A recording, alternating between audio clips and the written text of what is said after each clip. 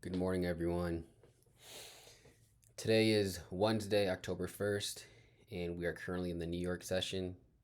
Today's video, just wanted to do a quick recap on a couple of trades that I'm currently in and one trade that I actually took last night.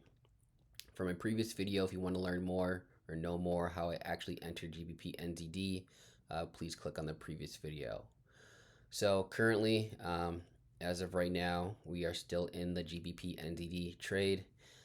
As of last night, once the Asian market hit, we actually almost hit our stop loss.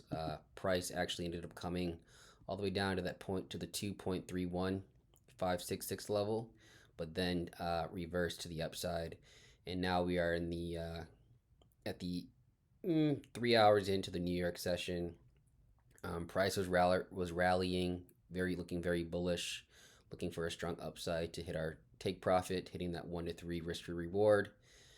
But right now, price is kind of has a minor pullback, but we're still above the 50 EMA. We're still respecting inside this trend line to a degree. So as of right now, we're just going to sit on our hands and we will reassess the trade at a later date and see what happens. So with trading, you need to be patient, sit in your hands. You did all that you could. You did your technical analysis, and you move on to the next trade. And also always use proper risk management. So, moving on to the next trade, it was a GBP JPY. I actually found this trade last night in the Asian session. As you can see, currently on the hour chart, that's actually where the analysis came from. I'm actually risk free right now, so you have to disregard the risk reward ratio. I believe I put my stop loss just above outside the 61.8. It was roughly I believe it was like a 15 or 16 pips stop loss. As you can tell based on this risk to reward ratio, it was almost a 1 to 10, so it was a very healthy trade. These trades, these opportunities, they don't happen often, but when they do, you need to capitalize on them, and that's definitely what I did. Because typically, I like to trade New York session. But yeah, so let me dive into it. A full technical analysis of why I actually entered the trade and what I saw.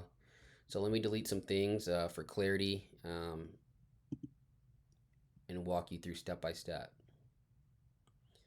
So first things first, I was actually looking at the hour chart. I did remember and think about, okay, I did lose 1% on a GBP JPY earlier this week. Price was looking like it was an uptrend, but then reversed to a downtrend and hit my stop loss. So I'm like, okay, price is definitely changing. So let me see what I can capitalize on in a downtrend market if this is what it's actually doing. So what I did in the short term,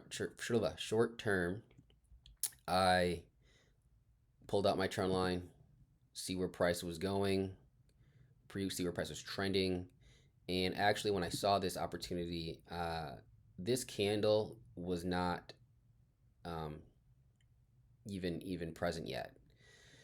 So let's move on to the daily chart to show you what I saw. So I had to just do a full top-down analysis. Okay, as you can see, price looks like it's in the uptrend. You know, it's making the higher highs and higher lows. It's trending to the upside, but eventually, price decided to make a switch. And you may be asking, like, what do you mean? It looks like price is still in the uptrend. Not necessarily. As you can see, this level right here was the last higher low. Price decided to break below this. That gave me a indication and a confirmation that price is looking for shorts potentially. Second, at the time of this opportunity, I did see that price was floating around just below this 50 EMA on the daily chart. So those are my two confirmations of why I said, you know what, I'm looking for shorts. And I moved down to the 4 hour, looked at structure. We're still in a downtrend. You can see price was trying to make some momentum, but then collapsed, fell right back below the 50 EMA. And we also have beautiful structure here. I love to see it. We have some lower lows and lower highs being printed here. And so with that being said, that led me for more confirmation to move on to the hour chart to thoroughly capitalize on the opportunity that I saw. So the second thing that I did is I pulled out my fibs from this most recent swing high to this most recent swing low and brought me to the 50%. As you know, the 61.8 is that golden zone. So I do like that 50%. I do see that it was potentially had a great opportunity to respect the trend line as it touched 1, 2, 3, 4, and kind of crossed between some bodies of these candles here, but it's still respectable, and we are below that 50 EMA. So then the third thing I did, or maybe fourth thing, I actually pulled out my second fib, which is my fib trick, and I did it from the pullback with inside the retracement from this most recent swing low to the swing high, which brought me into the minus 27 and the minus 61.8 to see if price completed the move. And this is just something that I like to do. It's been very helpful for the past 10 years, and I am obsessed with it because it is so accurate. So as far as the fib trick, highlighted in yellow, delete the minor fib for clarity. As you can see, price comes in and respects this zone, and I'm feeling pretty confident at this time. Okay, so I'm like, you know what? I'm looking to take the trade if I see some price action. So then, actually zooming into the 15-minute, as price was somewhere along this realm when I was looking at price because it was consolidating. Remember, when price consolidates, it tends to rally in a certain direction. So I'm like, okay, if it can rally up to here, catch some exhaustion, and come back down, this is going to be a great opportunity, right? So you know what? It's getting late. I don't want to stay up and watch the charts all night. So you know what? What's this? I look over here to my left, and I see some very, very great things, and it's basically called a inefficiency or a fair value gap. And for me, when I see these things, this is a clear indication that price is going to give me a high probability setup. So what I ended up doing a limit order. And I actually set my price in my MetaTrader. So basically, when price comes up here, it's going to trigger my sell. So sell limit order, same thing. And what I did was, like I said, it was about 15, 16 pips or so. I'm trying to see exactly where I actually entered. It was like 15 or 16 pips. And yes, because remember my rule, just outside of the fib level. Why? Because price was respecting. We had a forecast that price would respect the 50%. So we were putting our stop loss just outside the 61.8. You can make your stop loss tighter as you get better, but for me, on the risk to reward that was already going to be presented itself, I thought, you know what, let's not get greedy. 15, 16 pip stop loss is perfect. So what I did was I actually pulled my tool, my risk reward tool, to see exactly how far I would take the trade, and I won. Like I said, our first target is going to be the minus 27, and our second target is going to be the minus 61.8. As you can see, this was a 1 to 8, so this is a very, very healthy trade. And I'm thinking it was like a 15 pip. So either way, it's still a 1 to 8. I think it was like 15, 16 pips. So I ended up executing the trade.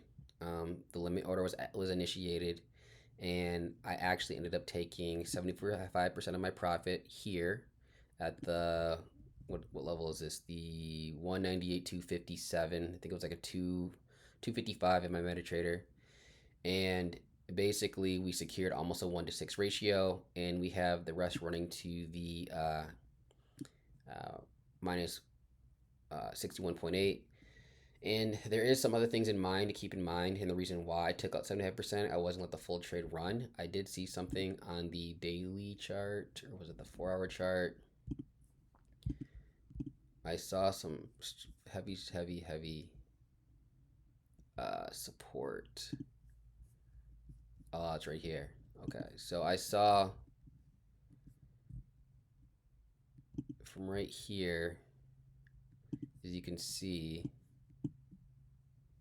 there's a lot of support, very strong support. Price came to this level, respected it, rallied up. Price came down, respected this level, rallied up. So for me, if price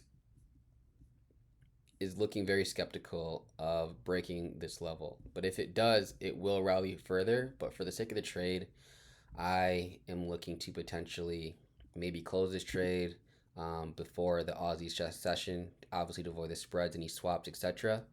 But for me, we've already had a profitable trade. Our stop losses are to break even, and I actually might actually trail my stop to the minus 23 level, just so I can capitalize on some profits with that remaining 25%.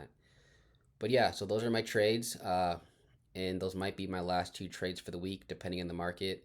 I believe this would be my fifth trade. Typically, I try to keep it somewhere between like 3 to 5 trades. Like I said, we don't want to be greedy.